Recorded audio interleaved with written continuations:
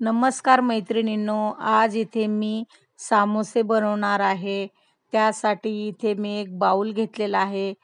2 वाटी मैदा घेतलेला आहे. आता तो आपल्याला चाळून घ्यायचा आहे.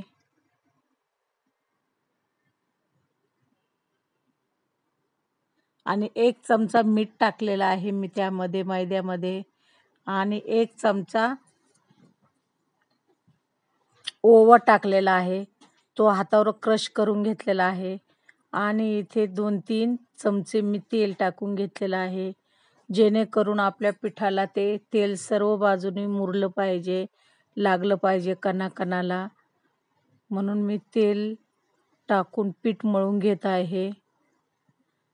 असं घट्टसर असं मळून घ्यायचं आहे पीठ आपल्याला. बघा कशी मुठी वळती पिठाची तेलामुळे. सर्व बाजूने आपण मिक्स करून घेतलेलं आहे. चला तर आता थोडंसं पाणी टाकून आपण पीठ मळून घेऊया. अशा प्रकारे आपल्याला घट्ट ठेवायचं आहे पीठ. चला तर झाकून ठेवून देऊया 15 ते 20 मिनिटे. इथे मी 4-5 बटाटे घेतलेले आहे, कोथिंबीर, कांदा, मटार, थोडंसं अद्रक घेतलेलं आहे. चला तर आता बटाटे आपल्याला हातानेच कुस्करायचे आहेत. चाकूने कापायचे नाही. हाताने कुस्करलेलाच बटाटा सामोस्याला छान वाटतो.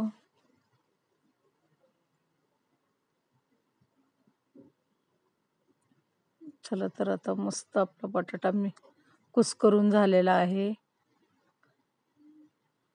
चला गॅसवर कढई ठेवलेली आहे. त्यामध्ये 1-2 चमचे तेल टाकून घेतलेलं आहे. चला तर जिरे टाकले 1 चमचा. 1 वाटी कांदा टाकून दिलेला आहे बारीक चिरलेला. इथे मी धने आणि जिरे मी कुटून घेतलेले आहेत जाडसर, ते पण टाकून दिलेले आहेत. हिंग घेतलेला आहे थोडंसं, हळद घेतलेली आहे थोडीशी. चला तर छानसं परतून घेऊया. आता त्यामध्ये गरम मसाला टाकून दिला आहे. धने पावडर टाकून दिलेली आहे. लाल तिखट टाकलेलं आहे. मटार टाकलेला आहे. ते छानसं आपण मिक्स करून घेऊया. काजू टाकून दिलेले आहेत.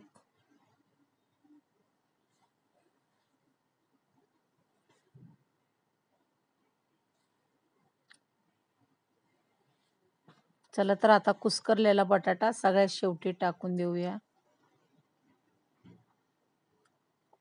आणि थोडंसं मीठ टाकून घेतलेलं आहे. चटणी सर्व बाजूने आपल्याला खालीवर करून घ्यायची आहे.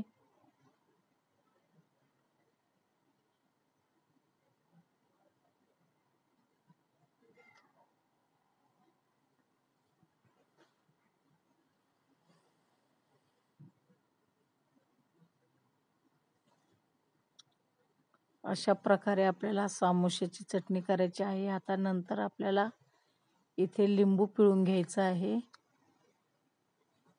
आणि अर्धी वाटी कोथिंबीर टाकलेली आहे. ते पण छानसं मिक्स करून घ्यायचं आहे. तुमच्याकडे जर लिंबू नसेल तर आमचूर पावडर पण टाकू शकता. अशा प्रकारे आपली सामोशाची चटणी तयार झालेली आहे. चला तर पीठ आपण पोळपाटावर घेतलेलं आहे, छानसं मळून घेतलेलं आहे. 6-7 गोळे तयार झालेले आहेत. एक चपाती लाटून घेतलेली आहे, ती अर्धी केलेली आहे. अशा प्रकारे आपल्याला सामोसे बनवायचे आहेत, साध्या सोप्या पद्धतीने घरच्या घरी. तर अर्ध्या भागामध्ये आपण चटणी टाकून घेऊया सामोशाची.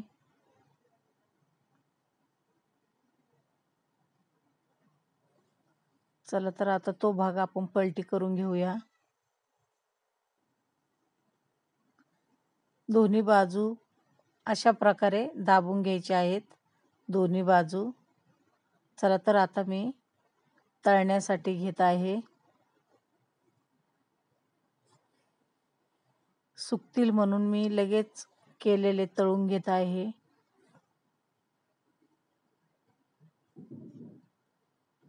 जास्त गॅस मोठा ठेवायचा नाही. तेल तापल्याच्या नंतर आपल्याला गॅस बारीक ठेवायचा आहे. अशा प्रकारे मी सर्व सामोसे तळून घेतलेले आहेत. तुम्हाला जर माझी सामोशाची रेसिपी आवडली असेल